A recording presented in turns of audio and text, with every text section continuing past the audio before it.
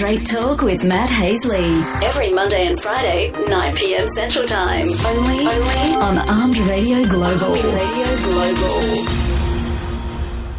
So the attitude is not going to speed things up any bit at all. I'm going to ask you to speak into the mouthpiece very clearly. Armed Radio Global presents its new 2015 Talk at Night lineup. Mondays 8 p.m. Eastern, Spot On with Lino and Tom. Straight Talk with Matt Hasley. Mondays and Fridays, 10 p.m. Eastern. On Tuesdays, Talk Time with Val, 8 p.m. Eastern, followed by High Five at 10 p.m. Eastern with Johnny and Mikey. Wednesdays on the air with Mike Allen, 10 p.m. EST, and Thursdays Night Talk with Joe Rocks, 10 p.m. Eastern. Join the talk now on Ustream TV. Replays on Spreaker, exclusively on Armed Radio Global.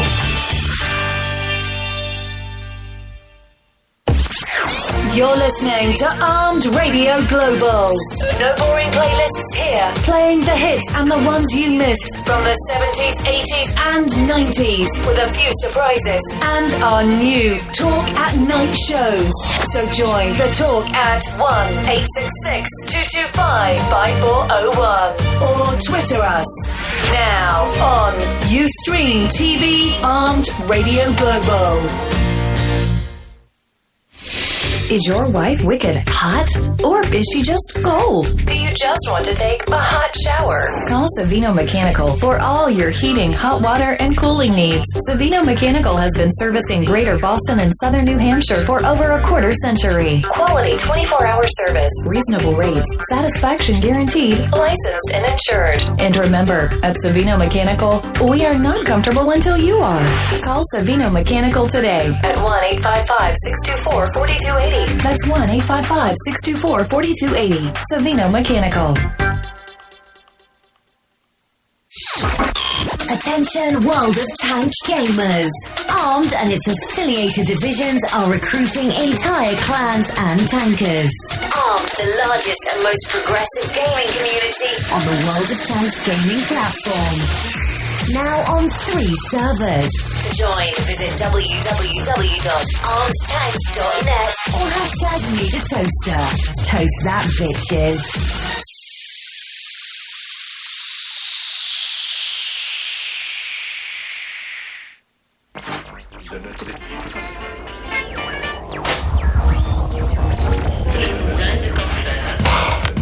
Check this out.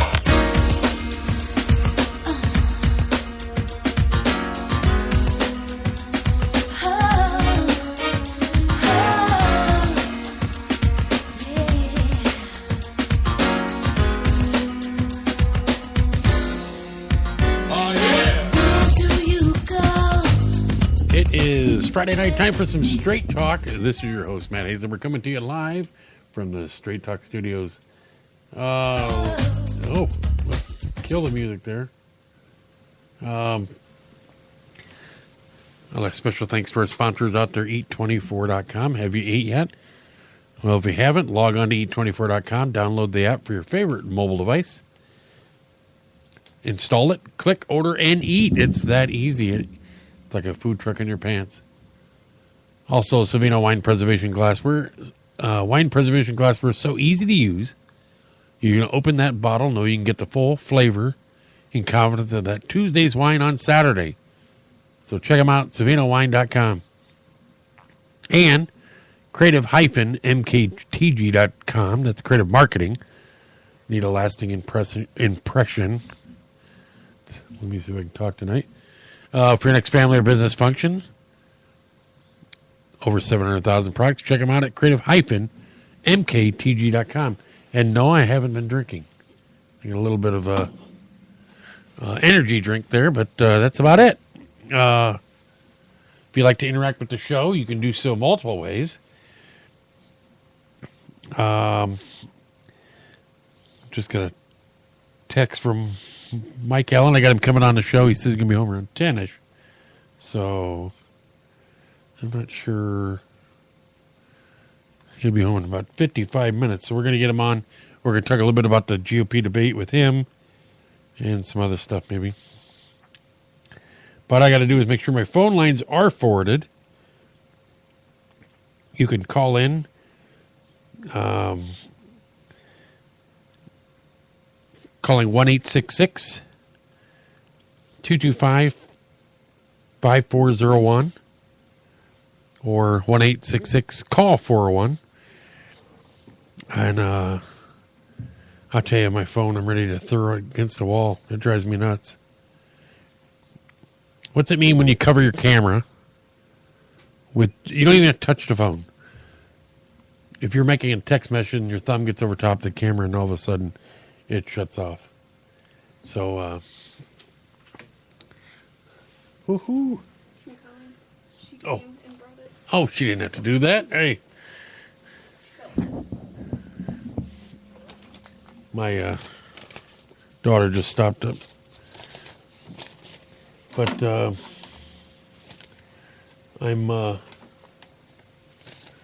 tell you what, my phone is acting up, so I won't be taking calls for a few minutes at least until I get my phone fixed. But there we go. That's what I need. I'm looking for it. You always got to have something technical issue go on. But no, my iPhone, it doesn't like to.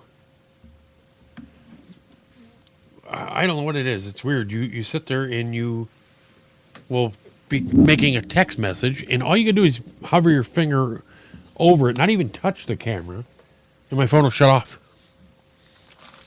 And then you move your hand back away, and it turns back on. And my daughter knows more things about the phones. I asked her if she knew anything, and she goes, "Well, is there any option that you have in your phone?" I said, "What? Shut your screen off when you cover your camera?" I've never heard of that. So, but it is, we are out of contract with all our phones, so it probably knows that, and it probably knows it's about time to get a new one. But, no. You can also interact with the show on Twitter. You can hashtag a tweet, ARM Radio. See it pop up on the tweet deck.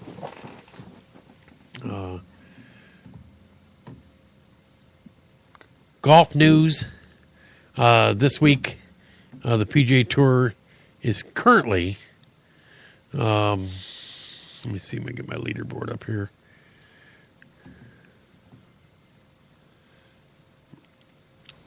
That's not it.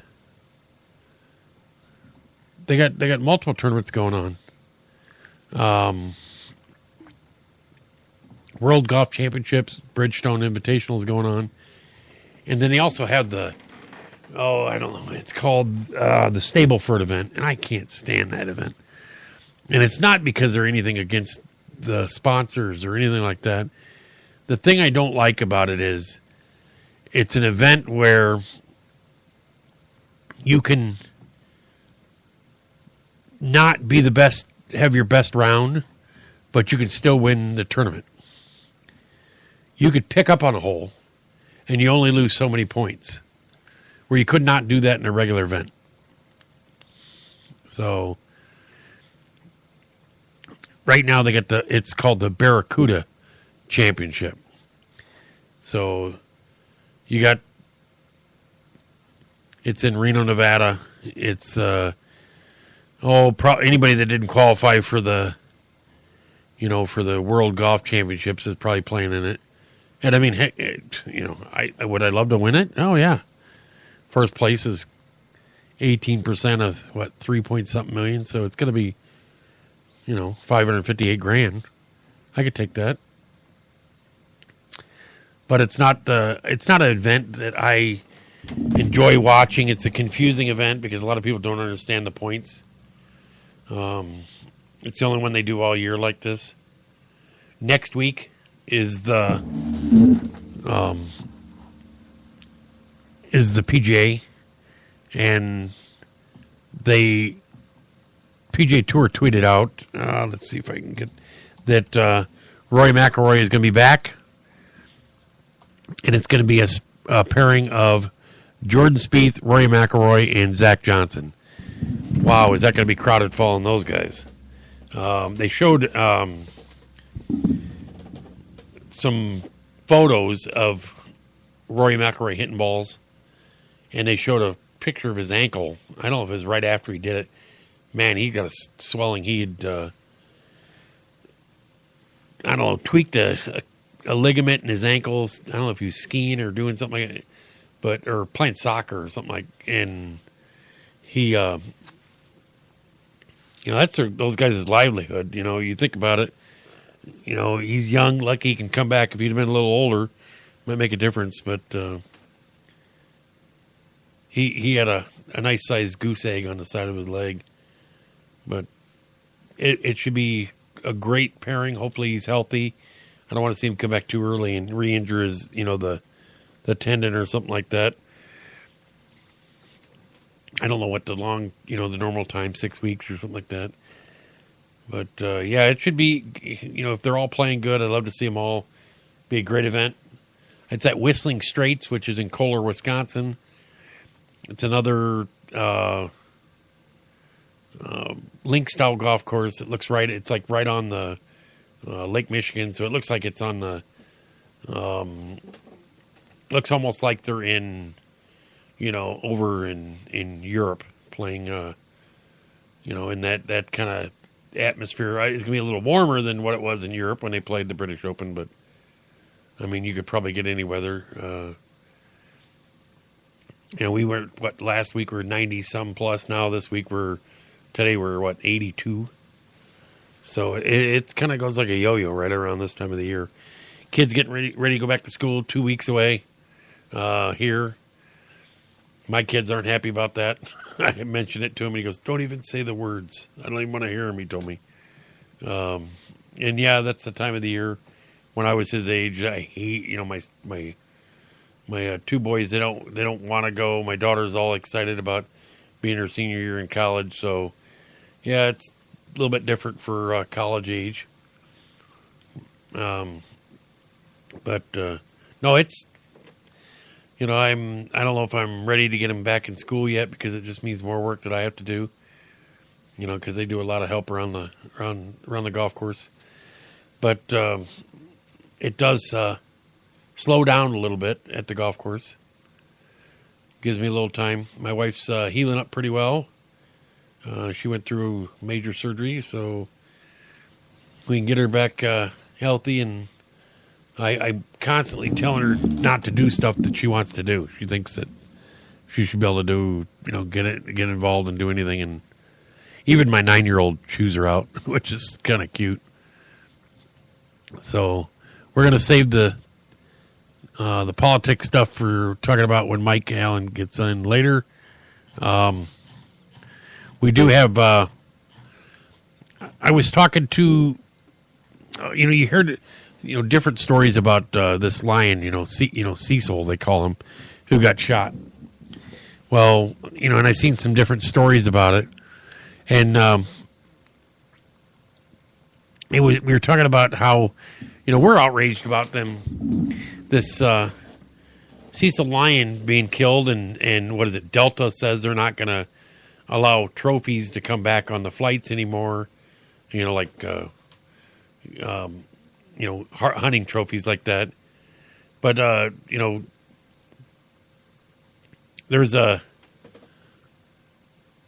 We get outraged about it that people are killing this lion and everything, and PETA and everything, but they had this. His name is Goodwell. I'm not sure how you pronounce it. Nzou. Now, he's a doctor. He's a doctoral student in molecular and cellular bioscience at Wake Forest University. At 30, knows all about lions, and not what you seen on YouTube or even at the zoo. He says, I guess they wrote a Wednesday op-ed in New York Times is turning some heads and perhaps generating a little bit of cognitive dissonance because he's decidedly unsympathetic towards the outrage at Cecil the lion's demise. In fact, he said, the news about Cecil, he said, the village boy inside me indistinctly cheered One lion fewer to menace families like mine. He said, did all those Americans signing petitions understand that lions actually kill people? That's all the talk about Cecil being beloved or a local favorite was media hype. He said, did Jimmy Kimmel choke up because Cecil was murdered or because he confused him with Simba, the Lion King? He said, in my village in Zimbabwe, surrounded by wildlife conservation areas, no lion has ever been beloved or granted an affectionate nickname. They're objects of terror. He said he went on to tell how a prowling lion made life hell for him and his family, how one injured his uncle in an attack, how the predator sucked the life out of the village. No one socialized by fires at night. No one dared stroll over to a neighbor's homestead. He also couldn't believe Cecil's killer had been painted a villain, which amounted to the starkest cultural contradiction I've experienced during my 5 years of studying in the United States. He's recalling at the point which the lion that menaced his loved ones had finally was killed. He didn't hold back.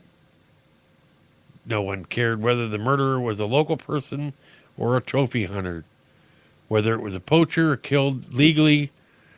He said, we danced and sang about vanquishing of some fearsome beast and our escape from serious harm. You know, we didn't think about it. We think about it as, wow, he's a beautiful lion and all this, and you know, these people are scared to death. You know, we're lucky here. We don't have lions roaming our streets to where they say you can't kill them. You know, these people, that's the way of life. You know, they all want these, the people are attacking this dentist, saying he's always a lion killer and this. Well, you know, how would you like to live in that and have that fear? You know, I didn't, you know, I thought about it as why you would want to go hunt these things. But I had to look at it the aspect of to live there. You know, for them to, you know, live in fear of this animal. To them, it's, you know, it's something to cheer about. You know, I'm really surprised that they don't do, that more of them aren't killed over there. Because, I mean, they're trying to protect themselves. What would you do? You know, would you be outraged about somebody that killed a dog that was in your neighborhood? Would you be outraged if, a loose dog or a coyote that was in your neighborhood if you lived in the Southwest? Hey, I've seen it. I've seen tons of coyotes. When I was stationed at Fort Bliss, and I was stationed 30 miles out in the desert. They called it McGregor Range, and it was, where they did all the testing for the trainees that their week long. They learned to fire the M16 and different stuff out there. Well, McGregor Range had a ton of coyotes at night. Well, normally they won't mess with you, but I guess if they're hungry enough, they would probably come after you. I got the Star Maker giving me crap. You know, I'm watching his posts come up, and he thinks he's Mr. Funny now. But, you know, if I look at, let me see here. If I look at my current listeners online, I don't see one in any listeners right now. Nope, I don't see any in Massachusetts. So, if he wants to do is come on live, tell him to give me a call. Call 1-866-225-5401, and we'll actually see if your phone lines work. The Admiral is coming on my show tonight. So, we're going to talk a little bit about the GOP debate. I do need to do is I'd like to hear about Joe's visit with the Trumpster. I'd love to hear it. I guess he got to take some photo ops with him. I don't know if he's going to grace our presence and let me know how everything went today. I see a lot of people where they were, they said he did great. Donald Trump did great in the first hour, and then they talked about how the last hour he kind of faded. But I mean, I don't know. He kind of went after Megyn Kelly a little bit, but I think they went after him a little bit harder. I don't know what it is. There was a post on Facebook, and it said the Republican candidates went after Trump, the Democratic candidates went after Trump, and it made also the fact that some stations banned him. And what are they afraid of? Something different about him. The one thing I like about him so much so far is that he doesn't know anything to anybody, and whether you like it or not, he tells you like it is. I hate it when somebody tries to tell me that something is blue when you're staring at it and you know it's red.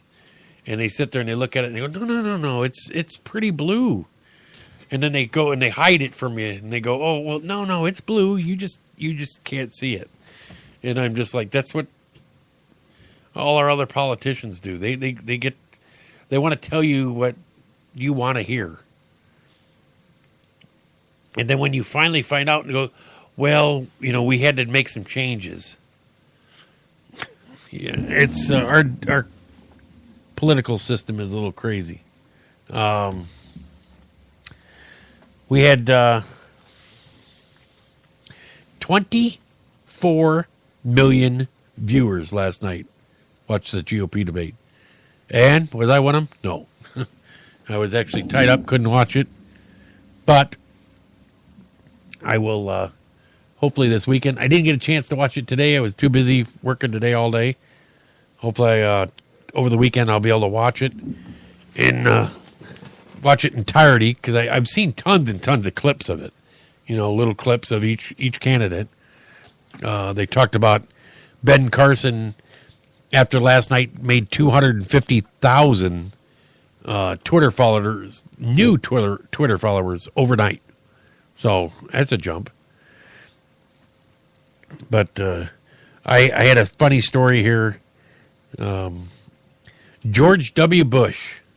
People are going to jury duty, and they're sitting there in jury duty, and in comes walking, and they were like, that looks like George W. Bush.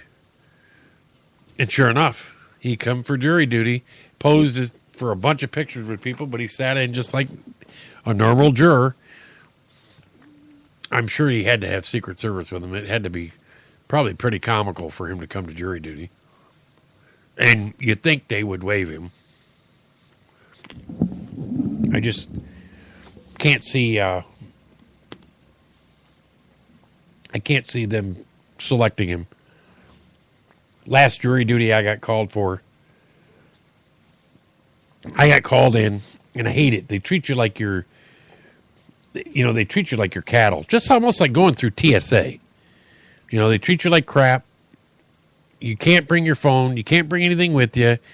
They call you in, and it's supposed to be, you're a jury of the people's peers, so you're working for them. So they get in, and they had multiple cases going on, so they call out, I think there was like 20 people or 30 people into each room. And they called him for multiple cases, and I got called for, it was a domestic violence case. And I had to laugh because they go through and they go down the line and they ask each juror, do you know anybody involved in this case? And they said, do you know any in law enforcement or blah, blah, blah, whatever in this case. And I said, I'm not sure if I do. I know quite a few law enforcement officers, and I'm a former law enforcement officer myself. Well, the one question they asked me, or asked everybody, would you have any problem with somebody being belonging to an affiliation? And everybody's, oh, no. And I'm like laughing because he was a gang member. And that's what they were hinting at. They're trying to do is hint that he was a gang member, and nobody caught on. But, yeah, he was, when they told him, and I have a relative of mine as a judge, and two of them, and I know a lot of the police officers, and they were just like, nix him. So you go down there to sit for, 3 hours to make $30, which, I mean, I could do that at work easily, but it's just, I would not want to have to sit. I don't know how the people do it when they get called for like a major case, because there's no way that I could be away from work for 3-4 weeks like they do. There's no way you can get compensated for that. Some people have got to want to do that. Like to get these huge trials like, what is it? Like when the O.J. Simpson trial. I mean, that took forever. And I guarantee there are people that wanted to be on that jury. They wanted to be able to write a book later or something. I don't know. No thanks. That's not fun for me. But yeah, to get stuck being on a jury duty, no thanks. Lot of little stuff going on in the news. It's yeah. Well, Mike, you got to call me on TS. I mean, not TS. Call me on Skype.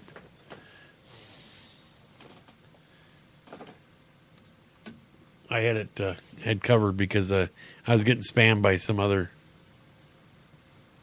Joe was spamming me with text messages. I want to hear about his Trump visit, but he won't come in. And no, I don't want you to come in TS. You need to call. So I'm waiting for Mike Allen to come on the air with Mike Allen on Wednesday nights. He's the marathon on Wednesday nights. Call me, Mike.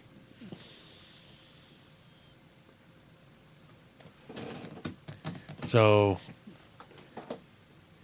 I thought he was going to make it home till 10. He must have been speeding. That's a question I'm going to ask. That is one I want to ask the public out there. My son is 16, and he is got his driver's license. He turned 16 in April, and some buddies of his, they went bowling, and they went bowling on Monday night. Well, they got done with bowling, and I think there was probably 5 or 6 of them. Well, he had 2 kids in his car, and another buddy had 2 kids in his car. And they said they were going to Wendy's to go eat. Well, they'd already left the bowling alley. I don't know how long they were gone from the bowling alley. One of them, my son texts the other kid and says, Wendy's on 53rd Street. So it was a different Wendy's. So they go over there, and the other kid told me that Corey was trying to get there ahead of him. They weren't even near each other. We're on the road. But another kid in the car with my son said he was doing 70 in a 45. And I'm like, all righty. And I said to my son, I said, what's this I hear about you speeding? Oh, I wasn't speeding. And I'm like, I said, don't lie to me. I said, I already know I've had kids that were riding with you made statements. And he was like, oh, he's lying. And I said, how fast were you going? I wasn't doing 70. I'm like, Well, how fast were you going? Oh, maybe 60. I said, it's still 15 miles over the limit. And I said to him, you know, if you get a ticket at 16, you lose your driver's license in Iowa, they do. They lose it until they're 18. There's no ifs, ands, or buts about it. They lose it. There's no school permit, nothing. And I'm trying to explain it to him, and I don't know what else I can tell him that is going to influence his decision to speed, because he thinks it's funny. You know, and I know he's only telling me what I want to hear right now. But his mother already told him that just because you weren't caught doesn't mean you won't get your license taken away. And so I'm trying to get it into his head that it's not a bright idea, because, I mean, you know, what happens is, you know, you get a kid that's 16, he's only been driving for maybe 6 months to a year at most. And he's trying to impress his other buddies. Well, I think it's something he needs to do is, you know, maybe take away the keys for a while, or I'm not sure. If anybody's got an opinion out there, you know, they could do is let me know what they think. It was a little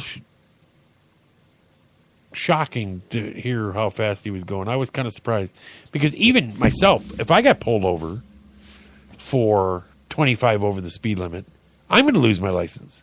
Doesn't matter if I'm, you know, a regular adult or if you're a child. And in Iowa, if you're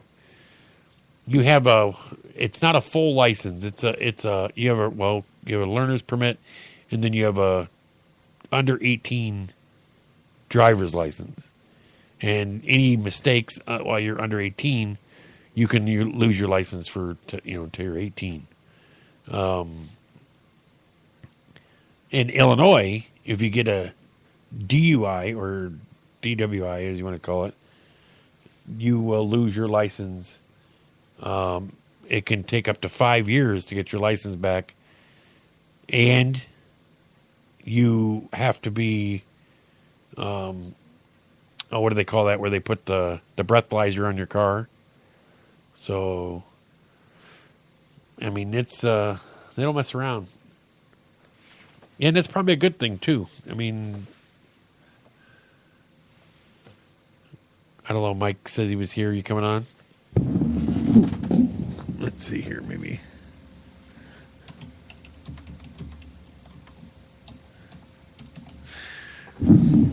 I don't know. Oh, I'm sorry. I had to send a message to the Fleet Admiral. So,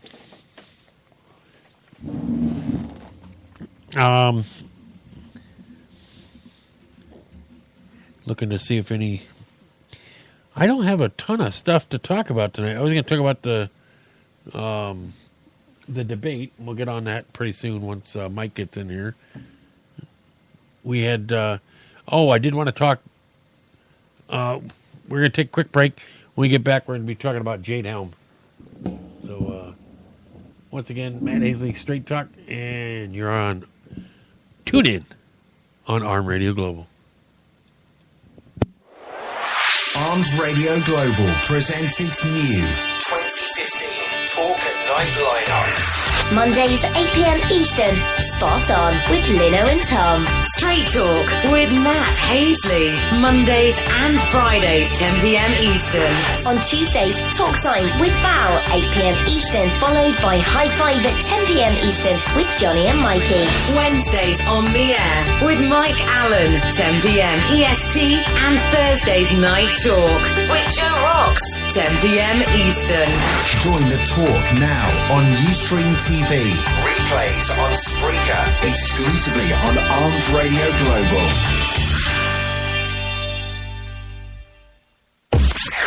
You're listening to Armed Radio Global.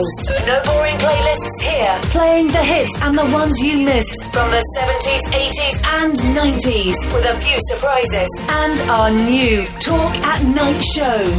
So join the talk at 1-866-225-5401 or Twitter us. Now on Ustream TV Armed Radio Global. Is your wife wicked hot? Or is she just cold? Do you just want to take a hot shower? Call Savino Mechanical for all your heating, hot water, and cooling needs. Savino Mechanical has been servicing Greater Boston and Southern New Hampshire for over a quarter century. Quality 24-hour service, reasonable rates, satisfaction guaranteed, licensed and insured. And remember, at Savino Mechanical, we are not comfortable until you are. Call Savino Mechanical today at 1-855-624-4280. That's 1-855-624-4280. Savino Mechanical. Attention World of Tank gamers. Armed and its affiliated divisions are recruiting entire clans and tankers. Armed, the largest and most progressive gaming community on the World of Tanks gaming platform. Now on 3 servers. To join, visit administration take us to the most devastating mistake in foreign policy that we've made in the WG. But you seem lovely. You've done a very good job for 2 years. The more they would dig in, you find that you would dig in more often. So he couldn't be intimidated. Stewart isn't even intimidated.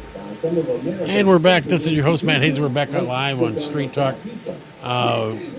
We got Mike Allen on the air, but apparently Mike's got a whole bunch of background noise going on. Mike!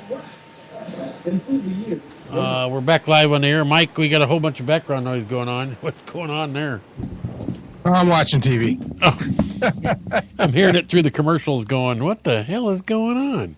I will mute it. Well, on the air with Mike Allen is on the line on Street Talk. But we were going to talk about, I was trying to get the star maker Joe Rocks on, but he won't call. He'll just send me nasty messages through TeamSpeak. I mean, he only does his own show for an hour, but he can't grace our show. I'm sorry. For 5 minutes. Yeah, no. Yeah. Never come. If you need the number, Joe, or would you like me to call you? And maybe he doesn't know how to dial into. Is he sending you messages right now? No, he has sent me a few. So you were tied up last night. You missed the wonderful propaganda that was Fox News. But I watched it. The one thing I take from all of what I've watched today of the replays is everybody's piling on Trump because they're scared of him. Oh, absolutely. Well, here's the thing. When I started watching it, first of all, it was very cheesy, and the Fox moderators were trying to be funny. They were trying to be edgy, and it just came across as crass and very unprofessional. And really, you've got 17 candidates for a debate. Debate is between 2, maybe 3. But when you got 17 people in the first debate, I even watched the first one, which is they ranked them by how they are in the poll. So the first debate was like the 6th, they're in the single digits. And the only thing I took away from that is my ex-governor, Richard Perry, was he was over the top, trying too hard. I mean, he was standing like he was a gunfighter, and it was stupid. I was just watching. I was like, God, what the hell am I watching? And then when the main debate came on, they went after Trump in the very beginning. It was very canned. You could tell they were pushing. They were lobbing softballs at Bush, giving him all the easy questions. Kind of almost, they're asking him questions to make him look good, and picking out certain other candidates to ask them questions to make them look bad. And of course, they went after Trump. And Trump, he wasn't buying it. That's why I like the guy. He doesn't care what people think. Yeah, I was shocked when Megyn Kelly asked him a question, and he said to her, he goes, I could be nice to you or tell you what, and whether it matters or not, you've been mean to me. And that's what he said to her. And they took that as an attack on her. And I was going, that doesn't sound like an attack to me. Yeah, after she attacked. So there's women's equality right there. You can give it out, but you can't take it. They made a good point today. I was listening to talk radio today about it, and it's something that I even agreed with, is that, as a woman, you think it's anti-woman to call them bitches and hoes and pigs and everything else, but if you act like a bitch, a hoe, and a pig, he's going to call you a bitch, hoe, and a pig. And here's the kicker. If you want to truly be equal to men, don't sit there and call a man a dog and a jerk and this and that and everything else and expect him to take it because he's a man, but you can't call a woman names because she can't take it. That's not equal. I guess he tweeted out and called her he phrased it in a question. He called a bimbo or something like that. Yeah, she is a bimbo. So she's paid shrill propagandist. She's pretty to look at. She gets on her show and she stirs stuff up. And this wasn't a debate. This was a question and answer session of a beauty pageant. The one I saw that from the replays that I saw that looked actually looked like he was out of sorts was Rand Paul. Rand Paul was trying to go over the top with him and Chris Christie. I thought that was, when he accused him of hugging Obama. Well, and then Christie comes back and says, well, I hugged the people after 9/11. And basically, Ron Paul was like, it's the Fourth Amendment of our Constitution. You can't use the deaths of the people in 9/11 to justify spying on Americans with no probable cause. You can't. Yeah, they. Speaking of that, I got some stuff later that I'm going to talk about with the NSA doing stuff on your phone, and also about Snowden. But I had something brought up, and it was the local news here. I got to credit these guys. They're two guys here. They're local. Dan and Dan in the morning, they call them. And they were talking about the topic come up. And I wanted to bring this up to you because I knew that you would have and be able to talk about this probably more than anybody.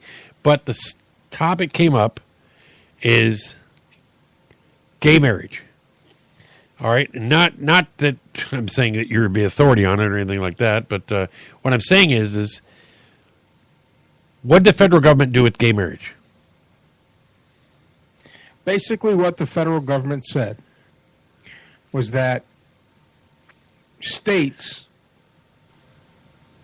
that have in their state law where they allow two people of the same sex to marry, that license, whatever state that license was issued, whatever state that marriage was consecrated in, all other 50 states, no matter what their laws are, have to recognize that as a valid marriage. And why is that? Because it's per the Constitution. Right there. There you go. Right there. Stop. Boom. Okay? Exactly. Why is it that Chicago, Detroit, and other states and cities can regulate guns, which other states don't? Wouldn't the federal government be the same way to step in and say, you cannot stop people from owning a gun? Wouldn't it be the same? No. Why? Not. Isn't it a constitutional right? It's the state constitutions and state law cannot change federal law. Okay. However, they can add laws that are specific to their areas per the Constitution. So what that does, what it says is that if the federal government says that guns are outlawed, then a city government can't can't make guns lawful. However, if the federal government says, Second Amendment, everybody has a right to a firearm, but the city of Chicago can cite public safety concerns and write city ordinance, not state law, city ordinance directed at that city. That's like in the Old West, the most famous argument that's brought up is Tombstone. I remember they used to take the guns away from them as they came into town. Well, they didn't take them away. They voluntarily were given up in order to get into the town, and they were held until they left and then given back. And it was a violation of the city code or city ordinance to be armed while you were in the city. But outside the city, you could be armed because it's Arizona, unless you were a courier and all that kind of stuff. So it's not outlawing guns. It's writing a specific ordinance outlining actions for that specific thing. Does that make sense? Right now, I understand. I understand what you're talking about. And that's but the thing about it is are there more shootings going on there? Well, of course it is. Than outside of it. Yeah, of course it is. Of course there is. Because, who's going to pay attention to a city ordinance? Certainly not the people shooting each other. Well, the guy that's got the gun illegally is not going to go, oh, wait a minute, gun-free zone. Hey, guys, we can't go over there. Exactly. Well, a lot of the people that are shooting each other in Chicago, it's all gang-related. So it's basically scum taking care of scum. So let them eat their own, as far as I'm concerned. You look at the Aurora College, the Aurora, Colorado shooter finally got sentenced to life. Yeah, you get life in prison. Which, I don't know. A lot of people goes, hey, they ought to give him the death penalty, blah, blah, blah, whatever. I don't think the death penalty punishes him. Yeah, he gets 3 hots in a cot for the rest of his life, but they ought to make his family pay for his food. Well, the family didn't do it. He did it. No, I know. The death penalty is designed to be a deterrent, and it's not. But the only good thing about the death penalty is the taxpayers know how to feed this jackhole for however long he lives. You just kill him and get away from it. Yeah, and then even if they do put him up for the death penalty, I mean, what is it, 15 years before somebody finally generally gets put to death? Well, in cases like this, though, it's the death penalty times 12. It's the death penalty for all the people he shot. Oh, yeah. So it wouldn't be in 15 years he's out. 15 years he could be, he could be forgiven for one of them, but now he's got... No, I don't mean being out. I'm talking about where they actually execute him. If he did 15 years, if they gave him the death penalty, I mean, it'd take him generally between 10 and 15 years before they actually execute somebody. I mean, you've seen how many appeals and, it just goes over and over and over. I mean, heck, they're talking about, you remember Balagovich, he got charged with all these charges for selling a Senate seat. He's getting stuff overturned already. I'm like, it's crazy that they go through and they look through, little technicalities and stuff, and then they let him off. Right now they've already dropped 2 charges against Rick Perry. So, well, they were after him for. I mean, you look at. They're always trying to find some mud on them, but you look. All right, you're talking about people have mud on their. Hillary Clinton, tell me she doesn't have mud everywhere. I mean, she's got to wear hip waders for all the mud she's in. Yeah, she's going to be the Democratic nominee. Well, we don't know that for sure, but the thing about it is they're not calling it a criminal case, but they opened a criminal case probe into her emails. Right today, it's either today or tomorrow that they had to have, or it might be Monday, they have to have, she has to answer and her 2 aides have to answer what happened to the emails. A federal judge actually told her that she needs to answer by a certain date. Otherwise, she's going to be held in contempt. So, I mean, it's one of those situations where, do you think something's wrong with their emails? Well, something's going on.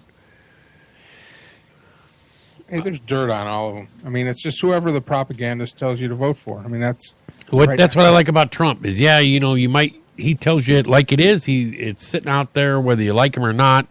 Some people didn't like Reagan, but they're talking. He's kind of Reagan-esque, as you want to call it. He's got that quality about him where he doesn't. I guarantee you, if we had to go for one of these other countries and deal with them about getting rid of some hostages or something, you think Trump's going to deal off 5 Taliban hostages or 5 Taliban prisoners for one of our guys who possibly walked away from his unit at that time? Well, he said it. What? He said it during the debate. He says, Obama gave away 5 generals who are now fighting against us in Syria for a traitor. Yeah. He says, I'm not going to give away a traitor. Yeah, that's what I like. He sets her. I mean, it might be something that you're not used to hearing, and that's what wakes so many people up. They're like, "Wow, I kind of like that's different." You're used to a guy sitting there, telling you that just, it's like the emperor has no clothes. Nobody wants to be able to tell him. It's like everybody they're afraid to tell, or have their politician tell them the truth. I don't know where we're at as a country. Who knows? I mean, who are we going to get? You think, okay, let's say Trump wins the nomination. And he runs against either Hillary or, I don't know, Bernie Sanders. Do you think is he running? I mean, he's going to run as independent, isn't he? Well, right now, Sanders is pulling a lot of people into his function because propagandists aren't. They're not on board. They're pushing Hillary. They're pushing and watching the debate. They went after Trump. They went after was it Chris Christie? They went after. The doctor. He did pretty good because they really didn't go after him.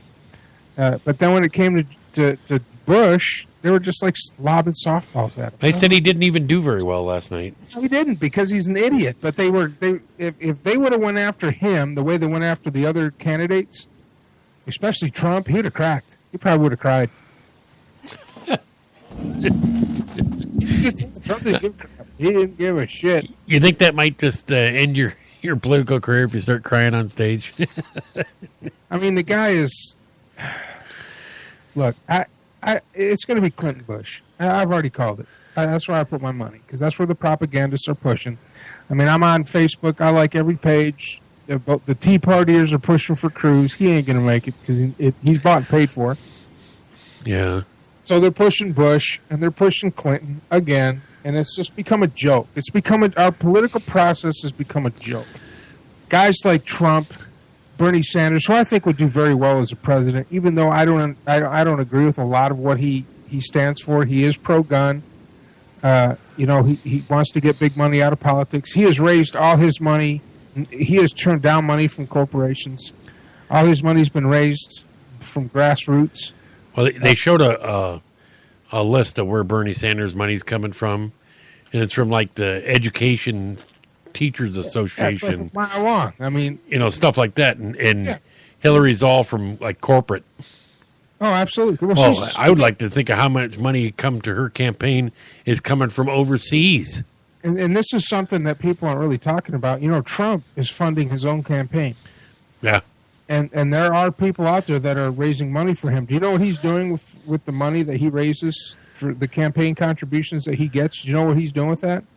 Yeah, he's giving it to the veterans there.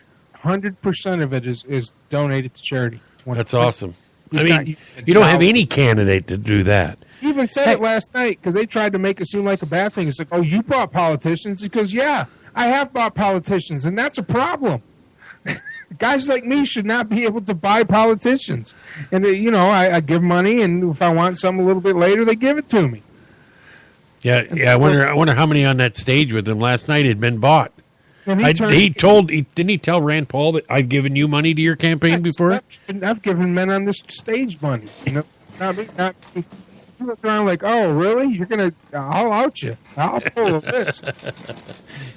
loved it. I was rolling. I think it's great. I don't think he's got a chance because Bush will end up being the nominee, unfortunately, because that's what the propagandists want. But what do you think of the chance of him running as an independent? Yes. I don't know. I hope he doesn't because I really don't want Hillary Clinton as a president. I think she'd be horrible. I think it'll be horrible. It'll be absolutely atrocious. But then again, the president really doesn't wield any power. The power's in the Congress. The Congress is bought and paid for, so the power really rests with the corporations. And I think it's a big joke, to tell you the truth. It's a big joke. And the powerful, the Koch brothers and all those guys, they're the ones that are pulling the strings, and the rest of us are just kind of, I mean, it's sad and it's unfortunate, but that's what our country is. When's the next debate? I don't know. I know that Martin O'Malley was tweeted or made a statement about the Democratic debate, and he was. What's that? CNN's got the next one, and I think they've only got like five candidates. I think it's Hillary, Bernie, and I think Joe Biden has entered the race. So, he finally has announced. Yeah, I think he announced. I think he's gonna. I hadn't heard whether he had announced yet. I know that they were talking about it, but you know what? What gets me is my dad likes Joe Biden. I don't know why, because I don't know what it is about him. He's people like him. Something about him, and I'm like, I said, Joe. What? Well, I said to my dad, I said, well, what do you like about him? Well, he's a stand-up guy, straightforward. I said, what are you talking about? How do you get that? And he goes, well, when his wife was sick, he would travel home by train and see her every night. And I'm like, how do you know that? Who told you that? I said, did he say that? And my dad was like, would be like, oh, well, and I'm like, the one thing I know about Biden is I said he sat there when they ran for original election when he was running for vice president. He said he went back home and he talked to the people at Home Depot and all that. And I wonder if he even realizes that's a home, to go buy home repair stuff.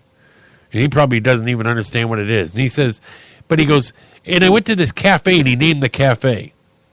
And the cafe had been closed for 25 years. So I'm like, right then and there it tells me that guys are, he's just blowing smoke. I have no respect for people when they lie to you like that. Like, what is it? Bill Clinton, well liked. Everybody liked him.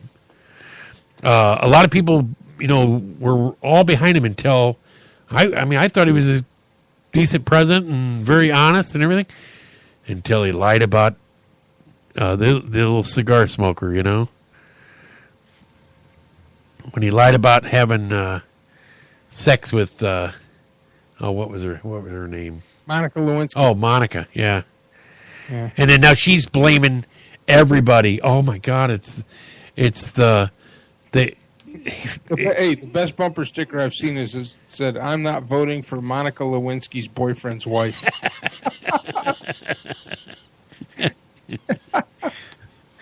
Yeah. I mean, it's, you think about,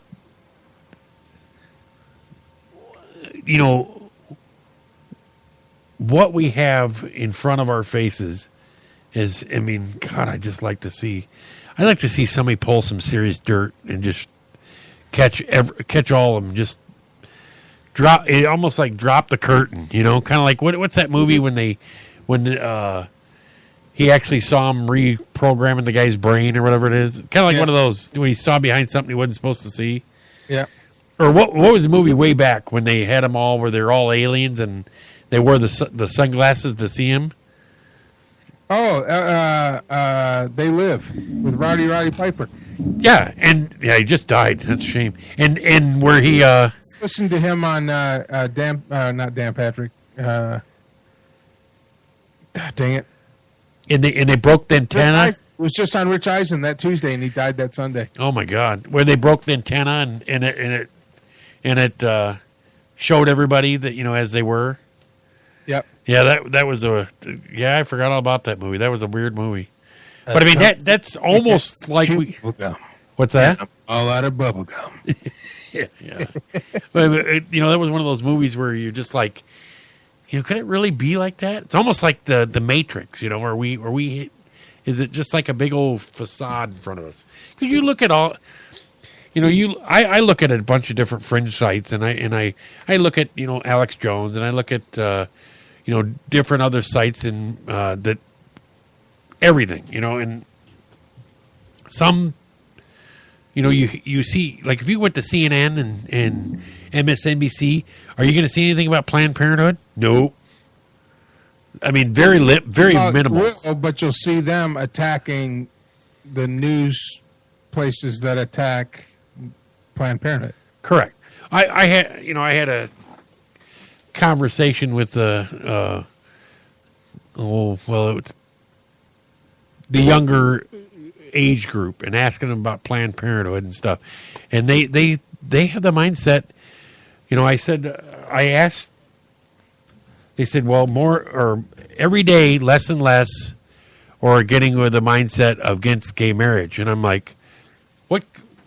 I said, so you mean that because people are dying off, that's better? And they said, yes, less and less people are against it.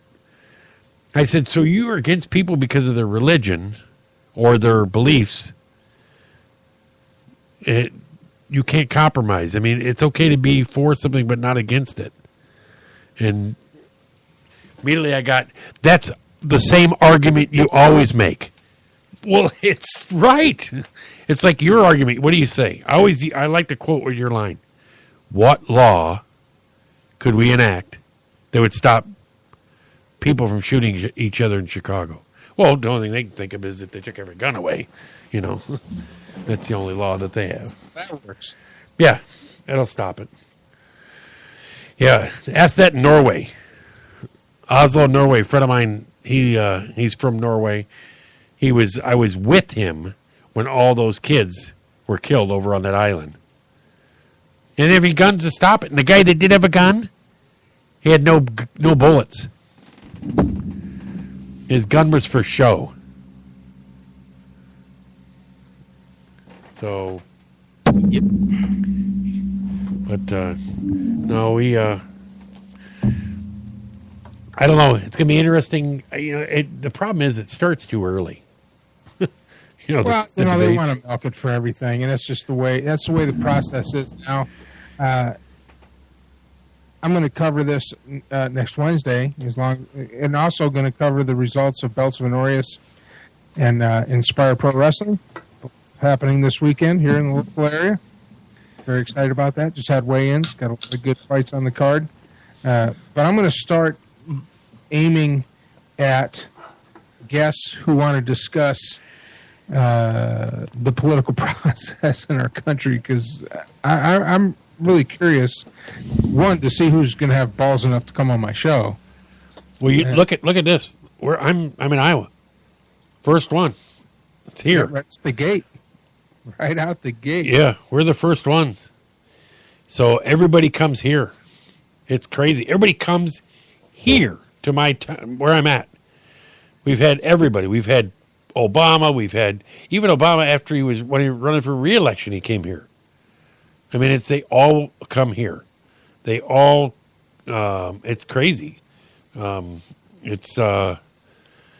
Carson was just here in Iowa today. I don't know where he was at. I didn't hear, but he was here like a month ago. But they all come here, and I'm like, it's great because you get to see the political process right in front of your face. But a lot of people, they don't, smaller towns or different towns, they don't get to see them at all. But they try to get out and they want to get to Iowa. They've got to get that footing, because if you're not going by Iowa, the first few primaries, you're done. I got a little fly. He's pissing me off. He's dive bombing me here. But No, and he's sitting there looking at me right there. He is. Every time I go to, he's like, I want to smack his ass.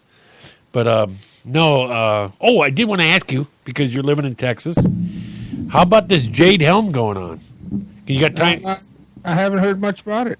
About the shootings? Oh, well, I'll talk about it. I'll talk about it in the next. Oh yeah, the guys that were going after the guys in Jade Helm. Yeah. Freaking idiots. So I got to do is take another break. All right. Well, hey, thanks for letting me come on. No, thanks for coming on. Hey, no worries. And tell that sissy Joe Rocks because he won't come on. That Poussoir? Well, he's from Boston. They got a priority. Oh, he's too busy. Yeah, can't. Oh, he's got too much stuff going on. He can't take the time. The only way they can win is with squishy balls up there. So. He's probably going over. He's probably running Jimmy's campaign to get him back as president. As president of the Triple Do a campaign for Jimmy. I'm going to get a button that says, "We got to get T-shirts." Jimmy, vote Jimmy Trailer Park president. I'm getting one. I'm starting that. Yeah, the front runner of the double wide party. That's right. That's right. It's got to take out them single wides, man. Yeah. We need a quorum. That's awesome. He was what do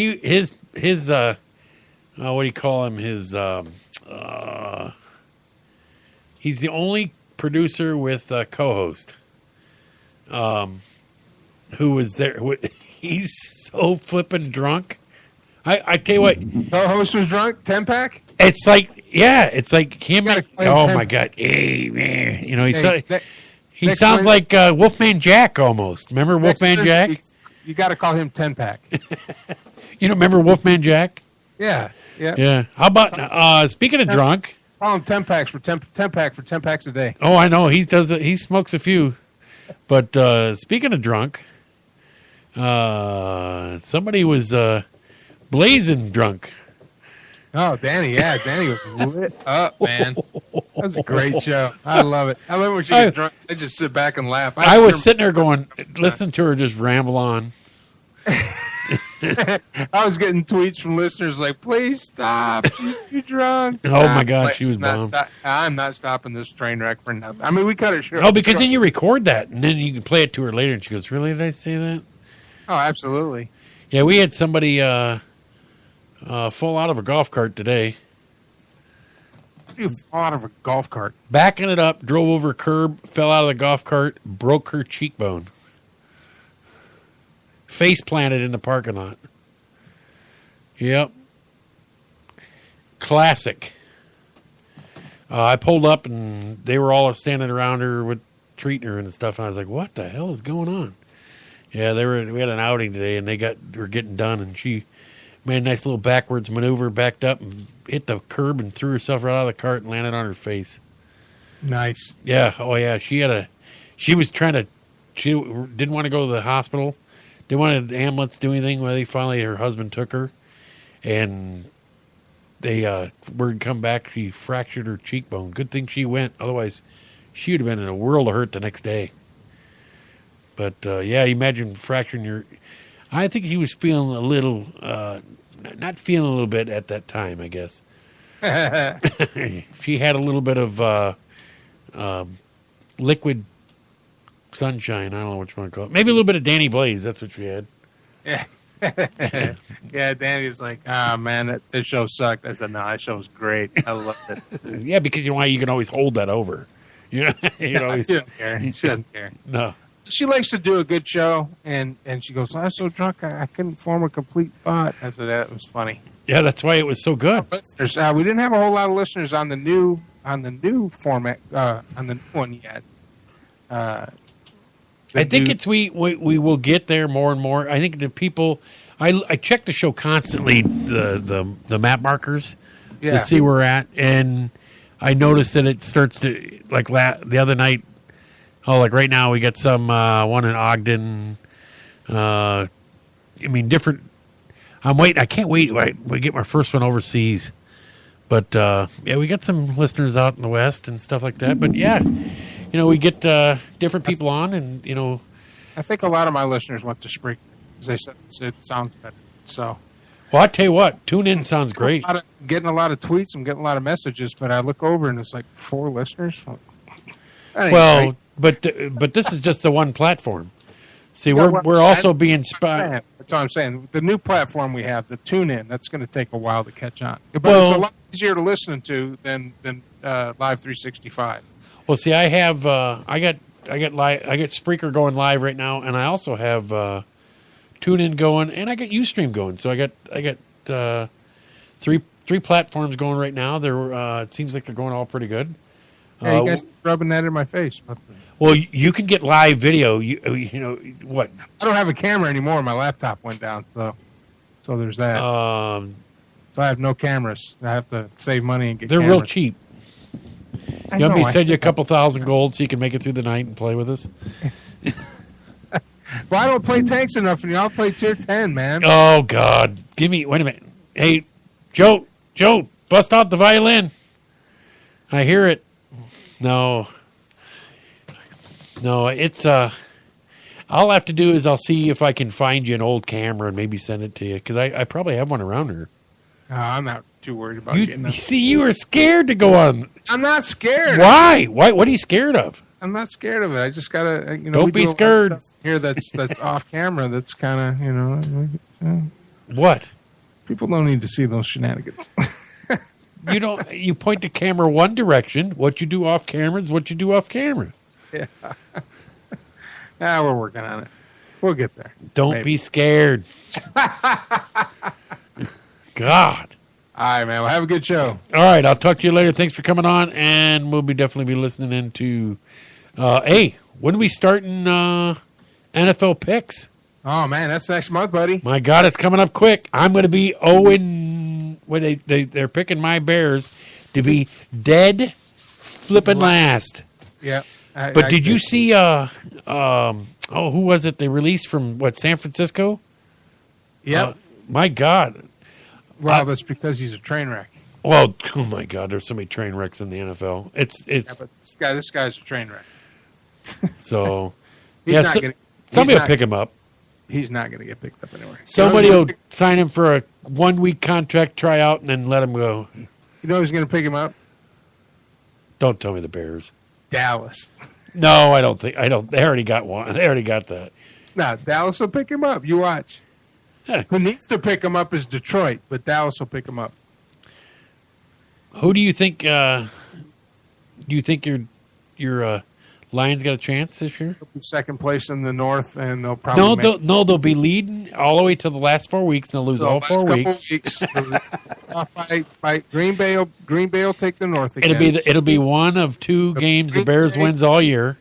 It'll be Green Bay, Detroit, Minnesota, and then the Bears. Detroit will probably make it past the first couple of rounds, and then they just collapse, man. They just can't. They can't get it done. And to be quite honest with you, I wouldn't be surprised if it's Green Bay, Minnesota, Detroit, and the Bears, and Detroit slipping in on a wild card, maybe. Only because they totally dismantled the defense, so they have no defense. Yeah. They got nothing.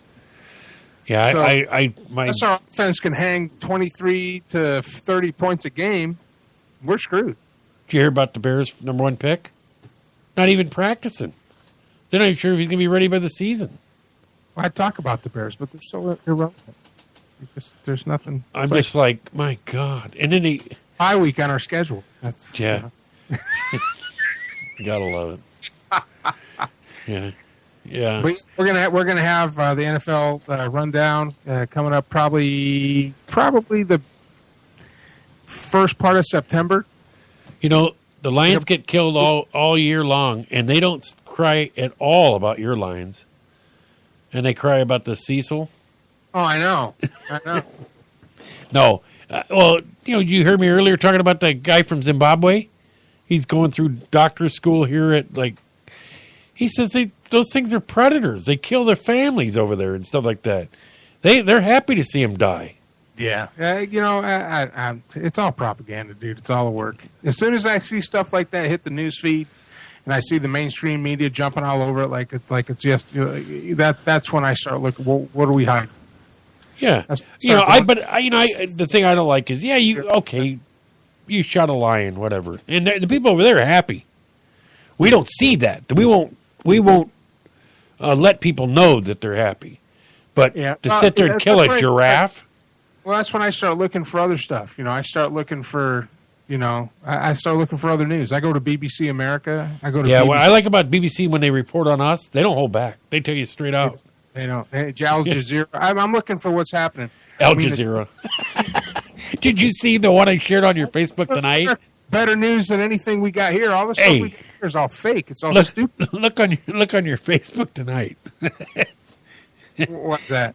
Just see it. You tell me what you think of that. You do. You like that one. I'm looking right now. Did you tag me in it? I've shared it onto your Facebook. He went to jihad. Oh, yeah, I saw that. That's awesome. A friend of mine sent that to me. I thought that was hilarious. I figured you'd get a kick out of that. Yeah, he went to jihads. And she's like, oh, my God. Bomb ring. All right. Well, thanks for coming on, and I'll talk to you probably over the weekend. Sounds good. Have a good one. All right, buddy. Thanks, Mike Allen from On the Air with Mike Allen. Heard every Wednesday night for the Mike Allen Marathon, and he has the highly intoxicated Danny Blaze and Heather Bumpus for If It Go Bumpus in the Night or something like that or whatever, but paranormal expert. But yeah, and In Bed with Danny Blaze, I forget. Yeah, that's what it's called. I think In Bed Passed Out with Danny Blaze, what it was last Wednesday. But we're going to take a quick break once again. We'll be back here shortly. We're running a little overtime for break-wise. Armed Radio Global presents its new 2015 Talk at Night lineup. Mondays 8 p.m. Eastern, Spot On with Lino and Tom. Straight Talk with Matt Hasley. Mondays and Fridays 10 p.m. Eastern. On Tuesdays, Talk Sign with Val 8 p.m. Eastern, followed by High Five at 10 p.m. Eastern with Johnny and Mikey. Wednesdays on the air with Mike Allen 10 p.m. EST, and Thursdays Night Talk with Joe Rocks 10 p.m. Eastern. Join the talk now on Ustream TV. Replays on Spreaker, exclusively on Armed Radio Global.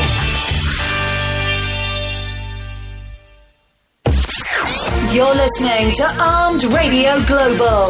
No boring playlists here, playing the hits and the ones you missed from the 70s, 80s and 90s, with a few surprises and our new Talk at Night shows. So join the talk at 1-866-225-5401 or Twitter us. Now on Ustream TV Armed Radio Global. Is your wife wicked hot? Or is she just cold? Do you just want to take a hot shower? Call Savino Mechanical for all your heating, hot water, and cooling needs. Savino Mechanical has been servicing Greater Boston and Southern New Hampshire for over a quarter century. Quality 24-hour service, reasonable rates, satisfaction guaranteed, licensed and insured. And remember, at Savino Mechanical, we are not comfortable until you are. Call Savino Mechanical today at 1-855-624-4280. That's 1-855-624-4280. Savino Mechanical. Attention World of Tank gamers. Armed and its affiliated divisions are recruiting entire clans and tankers. Armed, the largest and most progressive gaming community on the World of Tanks gaming platform. Now on 3 servers. To join, visit www.armedtanks.net or hashtag Need a Toaster. Toast that, bitches.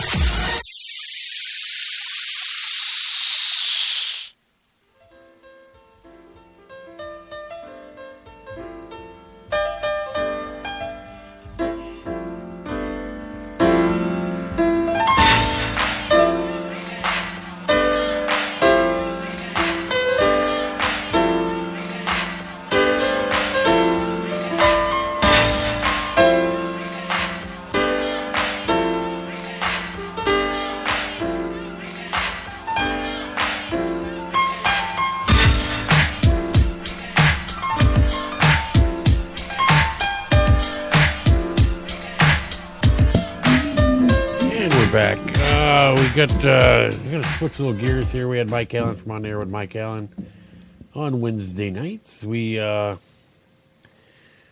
Rocks is a little too scared to come on. Man up, Joe. Quit poking me and come on in here. Apparently, this has gone from off of Alex Jones, Infowars.com. Marines fired on near Jade Helm training site. Anybody know what Jade Helm is? Jade Helm is a joint military exercise by all the special forces in the United States, covering like 7 or 8 states, and it's a several month exercise. But it says Wednesday. This is Wednesday, August 5th. It says for a second day, Marines near Camp Shelby training base in Mississippi have been fired on, putting the base on high alert. Soldiers training at Camp Shelby Joint Forces Training Center reported shots fired around 8 a.m. Central Time in the vicinity of Parrott Tower in Mississippi, 29 Perry County. So it says soldiers at Jade Helm Military Exercise Training Site in Mississippi reported hearing gunshots near the facility Tuesday before noon, according to police.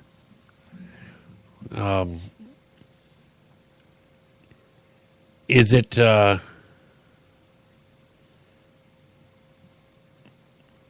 is it something that's causing is actually somebody firing, or is it training that's going on? Or is it something that they're trying to do is make it look like, it's set up to where they're, firing on them so that they'll get them to react a little bit different. For years and years, they've had false flag events, and what they call them. They used to do it in the military where German soldiers way back would shoot their own soldiers to make it look like we did it. So it would cause different, reactions. But, it's... I'm not saying it's a false flag event, but, more information has to come out of it. But, some people are very touchy about what's going on with this, with Jade Helm. They're afraid that it's going to be a mock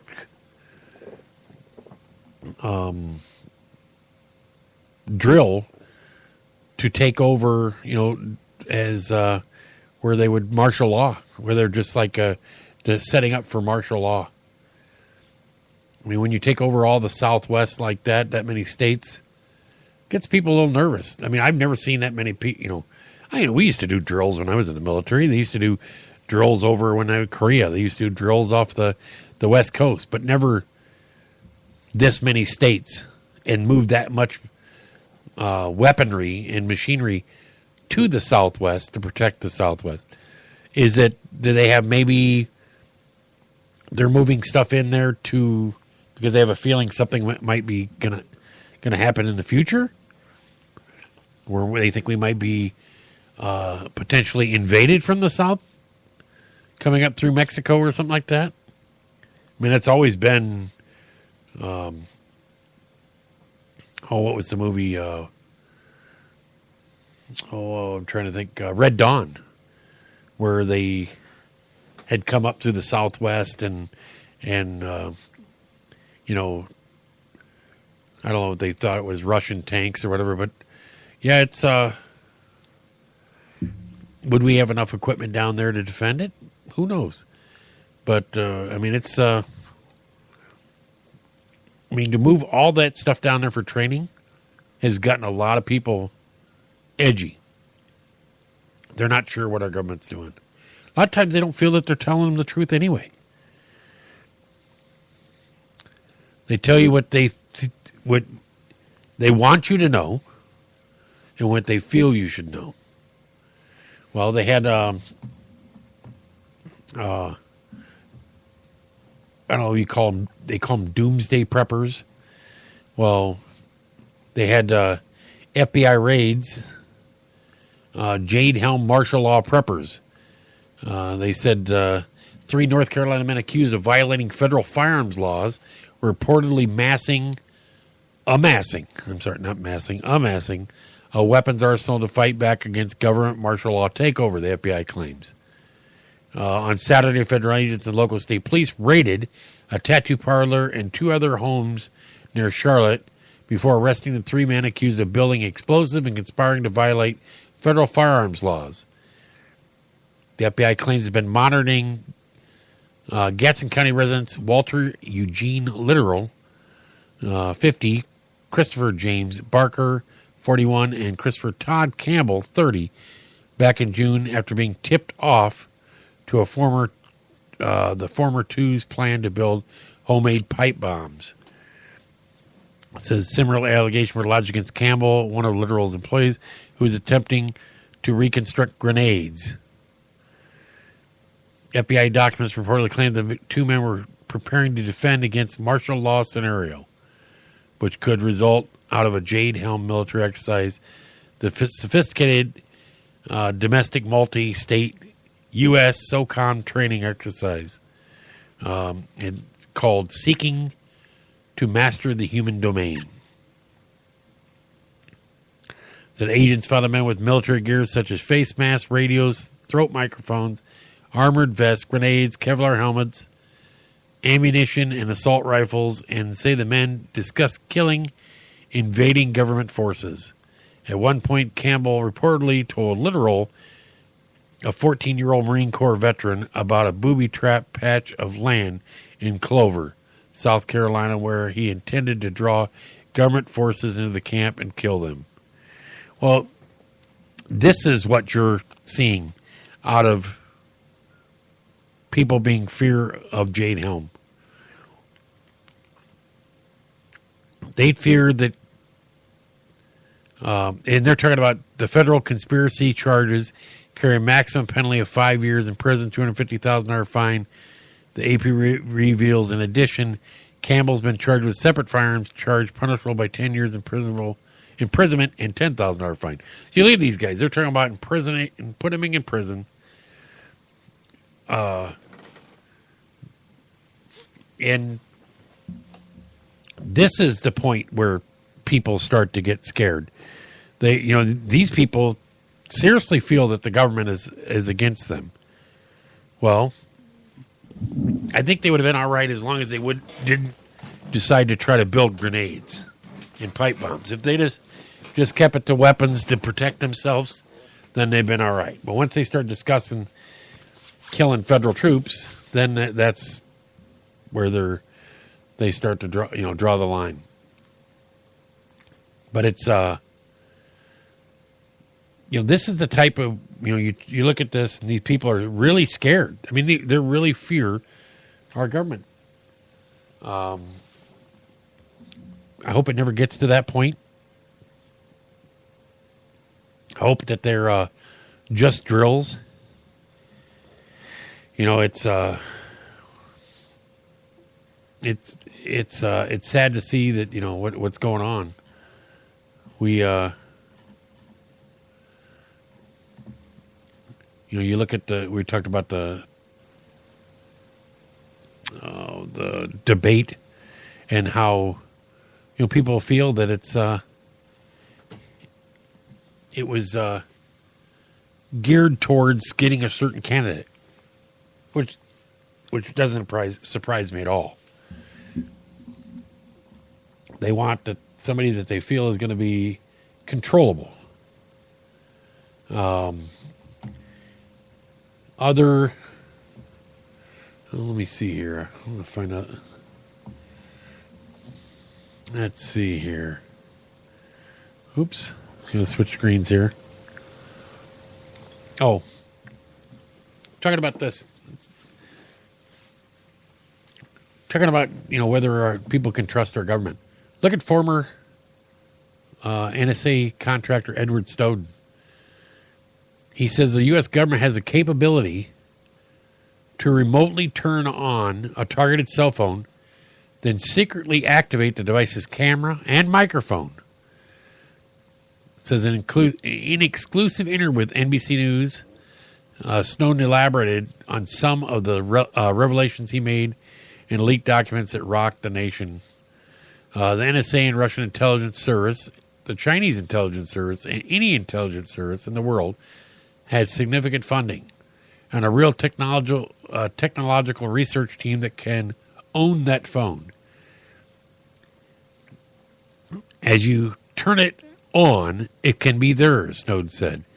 They can turn it into a microphone. They can take pictures from it. They can take data off it. He did clarify, however, that some such surveillance is typically done on a targeted basis.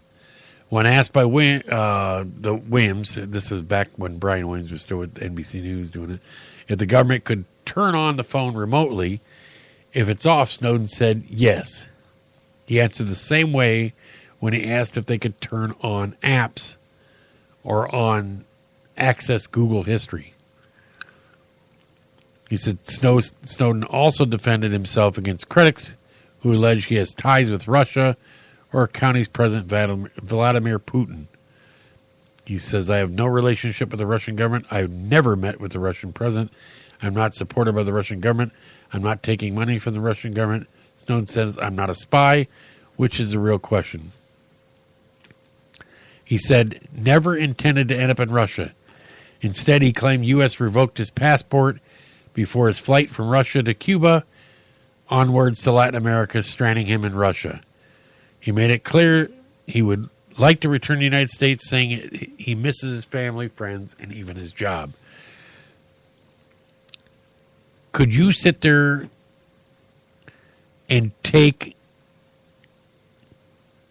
turn your whole life upside down for something that you felt was so right? If you were working at a place that was doing something that you felt was so wrong, that if you came out from it, you would be considered a traitor? Whether you believe or not what he did, whether you believe it was treason or not, could you come out with that and say, hey, this is it. I don't like what you're doing. Stop doing this. Let the American people know. I mean, that would be tough. I don't know how you... I couldn't... I don't know if I could do it. To go against pretty much everybody that you work with, that you feel that they're doing stuff that is so against the Constitution. You know, you wonder how many programs, surveillance programs or other different programs that are going on that the government has in store for us. Well, they, let me see if I can find it. This was leaked by Snowden. It was called the Global Spy System Echelon, confirmed. This is Duncan Campbell, who is I'm trying to see who he's with, but Duncan Campbell wrote this article, and what it was is a special report has spent decades unmasking Britain's super secretive GCHQ, its spying programs, and its easy relationship with America's NSA. Today, he retells his life work exposing the government's overreaching surveillance and reveals documents from the leaked Snowden files confirming the history of the fearsome Echelon Intercept project. The story is also published simultaneously today by The Intercept, and later this week, they're going to have video of Duncan describing Echelon and related surveillance matters. But I don't know if you ever remember seeing the movie. It was with Shia LaBeouf, and this is before Transformers or whatever. And I don't know if it was called The Net or whatever. I don't know, one of them. But it was where the computer was pretty much running everything, and it was watching everything you said. And trigger words, like right now, if I say a word, government, all of a sudden, boom, it tags that word and it copies it. But I mean, right now I'm actually broadcasting on 3 different locations, so it's actually recorded in 3 different areas. But it's scary to think that everything in just about everything you do is copied and stored in an area. Everything you search for, everything you watch on TV, or watch on the internet, I mean, every Google search you've done, every email you've received, every text message you've sent, they're all stored. And that's what's scary. If you, you're going to have one day where you're going to go and you're going to go in for, to fill out a driver's license form, and they're going to bring up this thing, and it's going to have a list of all the things you've ever said and done. We're going to have it to where, they're going to, oh, nope, you said something against the government here. All right, well, it's going to cost you double. It's going to, they're going to be controlling everything, how you talk and how you. It's already that way now. They already control how you talk and how you react, everything throughout the day. If you are against gay marriage, you better not come out and say anything about it. If you are a Christian, you better not sit there and talk about it too much. Nobody wants to hear it. So they get you programmed to keep your mouth shut. It's okay to raise up, and complain, as long as people are on the side of the complainers. But the people against it, you better not raise your mouth. It's like all lives matter. Well, I'm sorry, but all lives do matter. Nobody wants to hear about it. They want to hear only that the saying is Black Lives Matter. Well, I got a story about that too. It says, let's see here. It was talking about, wrong one. It says, they're talking about this unarmed teen was killed by police, hasn't led to national protests. The death of Zachary Hammond, white South Carolina teen shot by police, hasn't led to widespread outrage. He says it's more complicated than just a matter of race, analysts say. It says Zachary Hammond was on a first date with a girl July 26th in Seneca, South Carolina. When they stopped at a Hardee's parking lot, police said they suspected the girl selling marijuana and set up an operation to try to catch her in the act. When confronted by law enforcement, Hammond attempted to flee, and police officers shot him twice. In the end, Hammond had been killed, and companion was charged with minor drug possession. Death of Hammond, who was 19, bears strikingly similarities to the death of Samuel DuBose, a Cincinnati man who was shot by a police officer on July 19th. In both cases, the two men were unarmed, and official police records state that the suspects attempted to run officers over and has been called into question by conflicting sources. The difference in media attention thus far, however, is notable.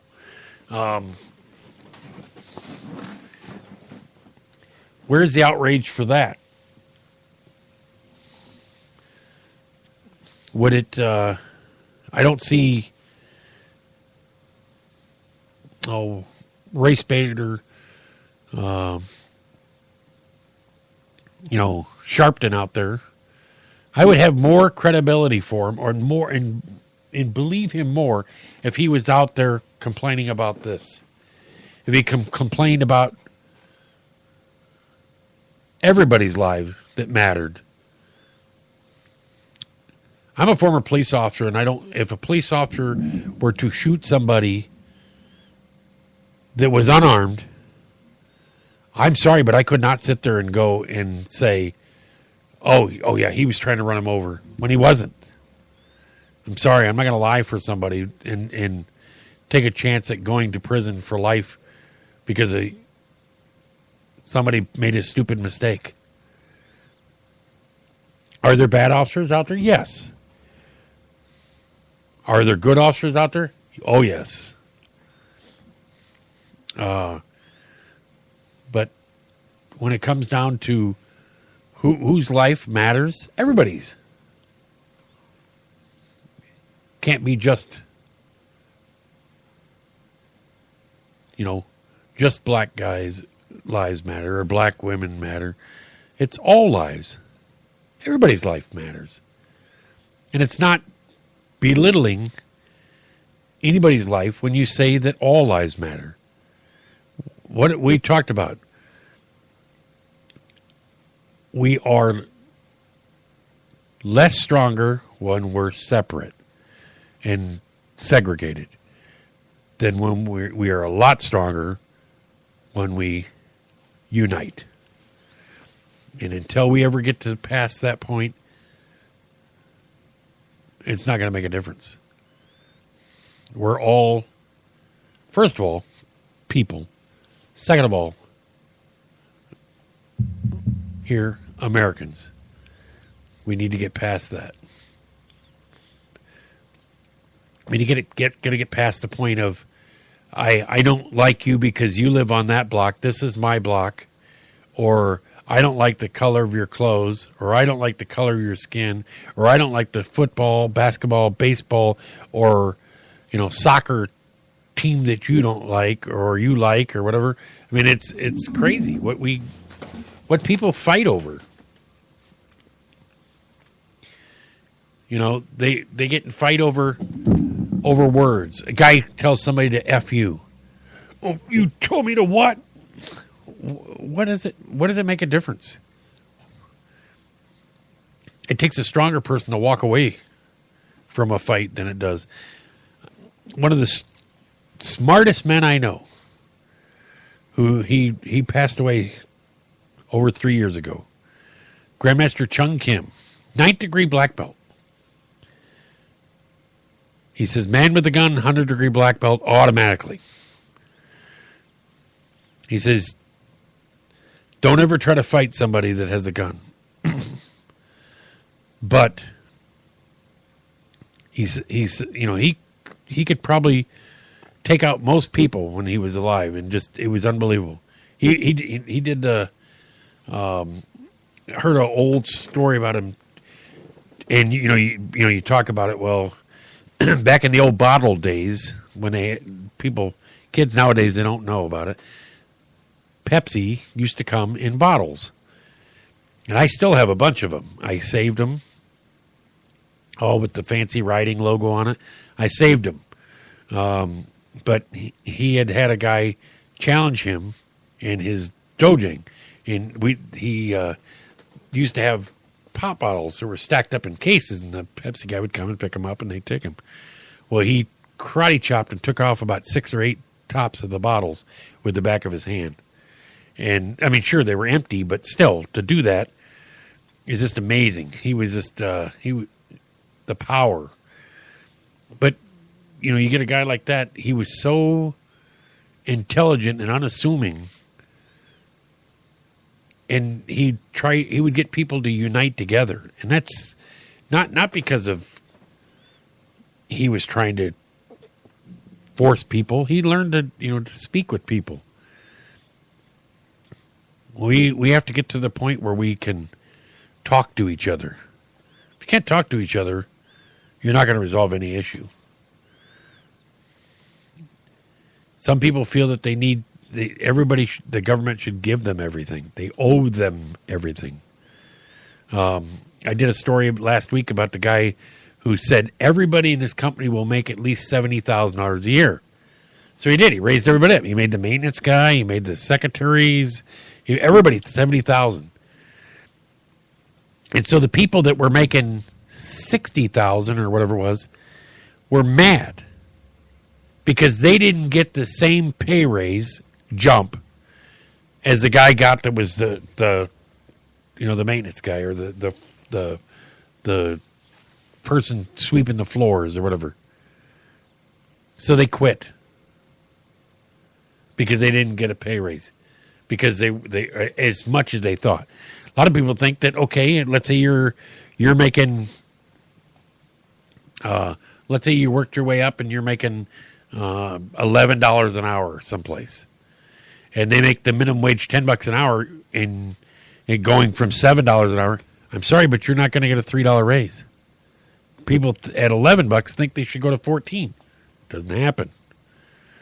Yeah, you worked your way up. You're still making more than minimum, but yeah, people don't understand that.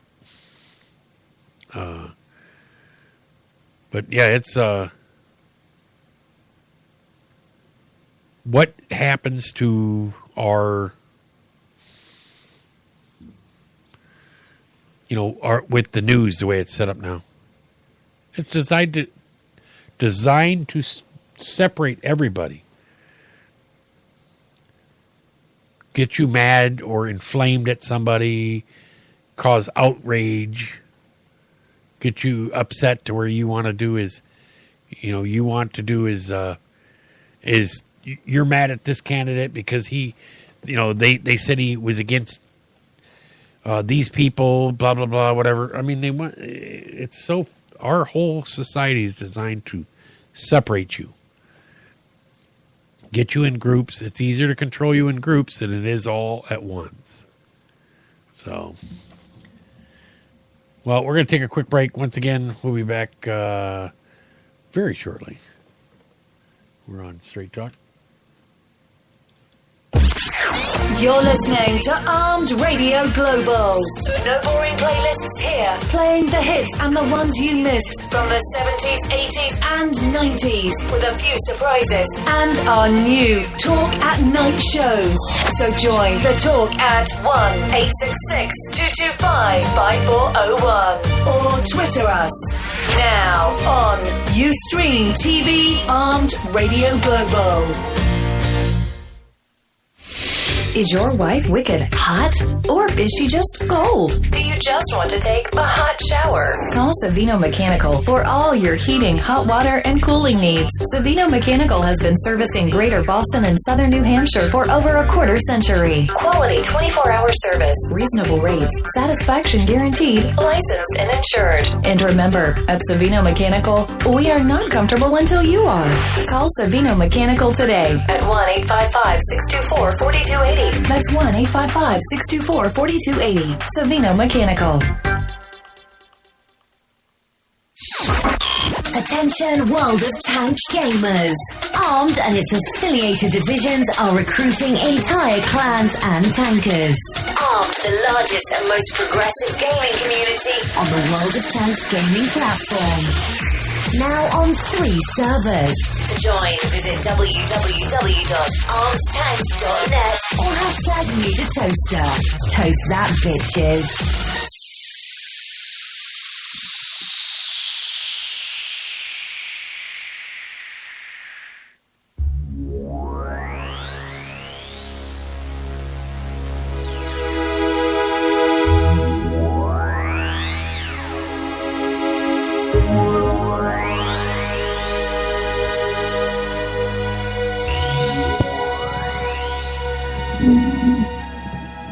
We're talking about our being united and stuff. Well, here's a kind of a story that I like to report.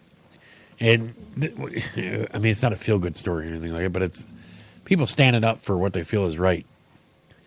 Gun confiscation fears lead protest in northern Idaho. It's in Boise, Idaho. A group of residents in northern Idaho lined up outside a U.S.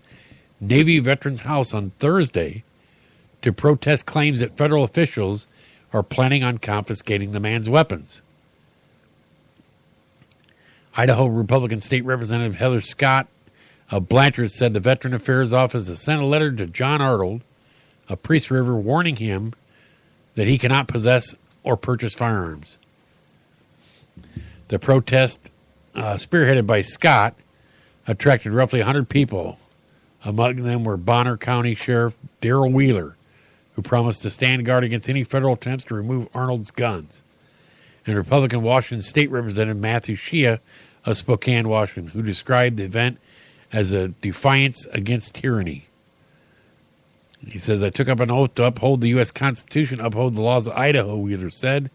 This seemed appropriate to show my support. I was going to make sure Arnold's rights weren't going to be breached. During Thursday's demonstration, the group at times broke out in song, God Bless America, and pray while waving both American flags and Don't Tread on Me flag. With a population of just 1,700, Priest River is near the northern tip of Idaho, region known for its strong Tea Party roots and gun rights activism. Scott was one of the key lawmakers during this year's legislature who helped sink legislation that would have put Idaho in compliance with federal child support laws. Doing so put Idaho at a threat of losing millions of federal dollars and resources and required Idaho legislature to meet a special session in which they finally passed the legislation. Said Arnold did not immediately respond to the calls from the Associated Press. Veteran Affairs spokesman Brett Bowers confirmed that the letter had been sent to Arnold from the VA Benefits Office in Salt Lake City. But he said the VA policy prohibits discussing individual health records without consent. From Bowers, added that the agency does not have the authority to confiscate weapons. We don't send offers to confiscate weapons. We're providing health care to veterans, he said. So why are they sending a letter? It says currently the Veterans Affairs Department can bar veterans from purchasing guns if they are declared incompetent. However, this authority has been criticized by the Second Amendment advocates. Most recently, Republican U.S. Senator John Cornyn of Texas proposed legislation to require court action before barring gun purchases by veterans declared incompetent. This does happen sometimes when the VA sends out a letter, said Brian Holt, Veteran Services Officer for Bonner County, especially if the veteran has dementia or has been appointed to manage finances like a pension and income. You want that person to be in possession of a gun. Or you wouldn't want that person. Well,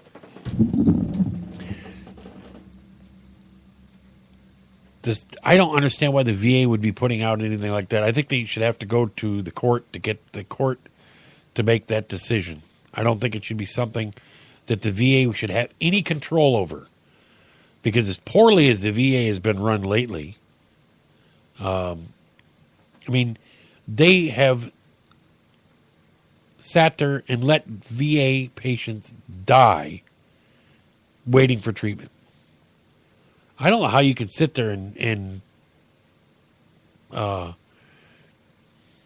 knowingly ignore people like that, not care.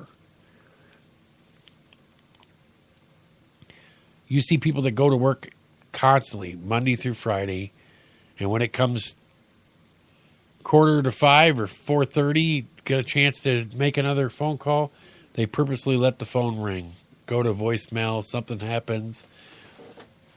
5 minutes before it, the phones get transferred. No, they don't want to have to stay late. You know, they don't want to have to do any more than they have to. If they have to sit there and work any time over past 5 o'clock or something like that, and they're complaining. You're lucky to have a job. But it has nothing to do with compassion or anything. They don't care. People are numbered. They're a number until they have to be treated. Then it's like they demand it.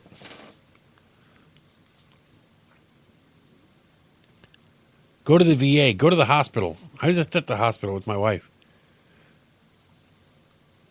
You sit for hours waiting for results from a surgery.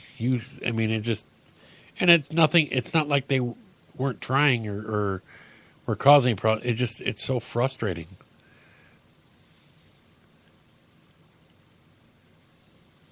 You know, you wait weeks to get results back. Yeah, it's you know, imagine the people in the VA having to wait. I was talking to a gentleman, as a matter of fact, yesterday, and he was pissed because people will sit there, and I asked him, I said, you know, we're talking about, he went back to work, and he was helping out with running an end loader, or a front end loader with the backhoe, and he said he only damaged one semi, and I had to laugh. He's loading semis with the front end loader, and so I was talking to him about it, and he was talking about different people that would rather stay at home and get government aid than work. And we got on the subject. I don't know how we were talking about it, but he was talking about how they will purposely, like somebody will get diabetes or whatever, or something, and they were over in Vietnam at a certain time, even though they weren't even exposed to Agent Orange, they would claim that because they were in Vietnam at the right time, and they would set the paperwork up so they'd get, $600-800 a month from the government for nothing. When people get diabetes just normally, and they would blame it on the Agent Orange. He was telling me about it. He couldn't believe the amount of people that would rather sit at home and do nothing, and rather than try to, work to make everything better. I mean, I just saw a stat that how many people are actually on the dole from the government. It's amazing. It's staggering amount of people.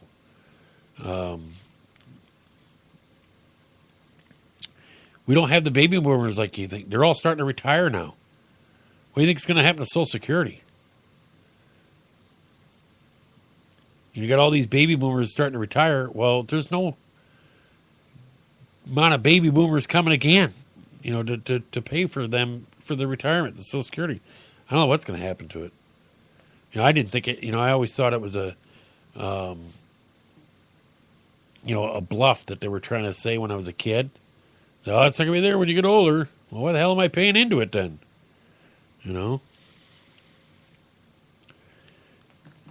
It's crazy to think what's going to happen to our country in the next 20 years. What direction we're headed? Is Iran going to have a nuke by then, or is what's going to happen? I mean, they want to do is knock us right off the face of the earth, and why are we doing a deal with them? I have no idea. Why they don't tell us the parameters of it. Nobody wants to. People are starting to turn against the deal. Well, maybe it's not a great deal.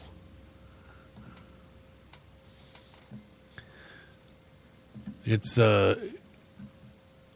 just seems like nobody wants to sit there and tell it like it is. They're afraid that they might make somebody upset. So, here is a great story. Love dogs. I'm a dog fan. I've had cats, but I had one cat that actually I had two. My son, when he was really, really young, who's 16 now, let our one cat out, and he never came back. But he was an inside cat, and we never found him. And I had one other one. He was almost like a dog. He'd come running when you come home, but dogs always greet you. It doesn't matter what, how bad your day is. They always greet you right at the door, and their tails wagging. They're happy to see you. You can be gone 5 minutes, come back, and they're just the same way. But a service dog, is being hailed a hero after he jumped into action and saved her blind owner by alerting authorities. It says there was a fire that started inside the home, but fire officials says the homeowner, a woman in her 60s who is blind, was inside at the time. The woman's service dog, Yolanda, immediately dialed 911 on a specialized phone. It said firefighters responded to the scene and controlled the blaze. The woman was taken to the hospital and treated for smoke inhalation. It wasn't the first time Yolanda saved her owner's life. Said Jim Leary, the founder of Red Paw Emergency Relief Team, told NBC 10 Yolanda also called 911 last year when the owner fell out inside her home and lost consciousness. Yolanda and her owner have both been displaced by the fire and are being assisted by Red Paw Emergency Relief Team and American Red Cross. That's a pretty cool story. You know, you think about that. A dog being able to do is trained to dial 911 on a specialized phone. That's cool.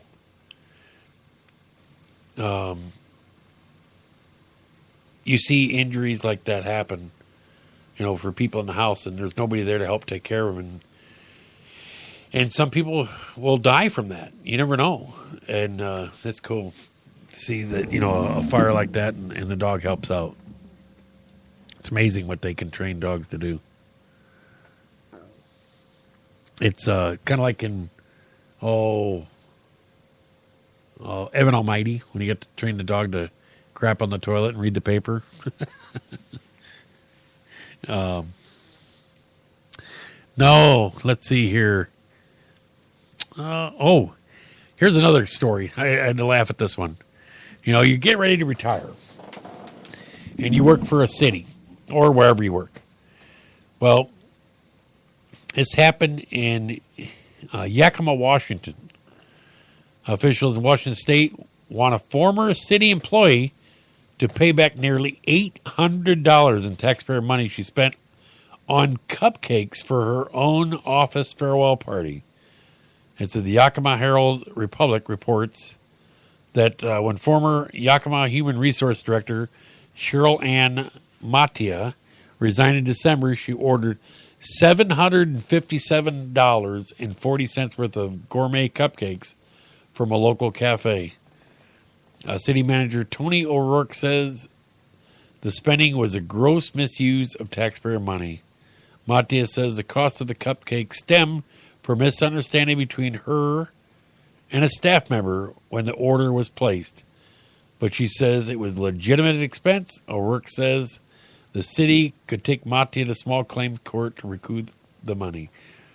Well, I just think you do is take your cupcakes and eat them too. I think you're kind of stuck. If that's the worst bill that you, the Yakima, Washington has got stuck paying, well, I got news for you. But, well, it's time for us to call it a night.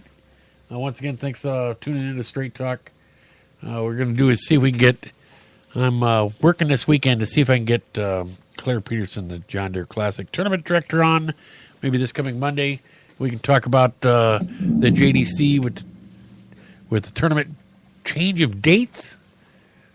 Running the same time at Olympics if he's will break down and tell us the whole story. So, once again, everybody have a great night, a great weekend, and most of all, be safe. Armed Radio Global presents its new 2015 Talk at Night lineup. Mondays 8 p.m. Eastern, Spot On with Lino and Tom. Straight Talk with Matt Hasley. Mondays and Fridays 10 p.m. Eastern.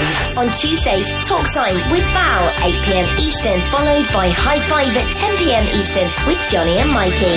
Wednesdays on the air with Mike Allen 10 p.m. EST, and Thursdays Night Talk with Joe Rocks, 10 p.m. Eastern. Join the talk now on Ustream TV. Replays on Spreaker, exclusively on Armed Radio Global.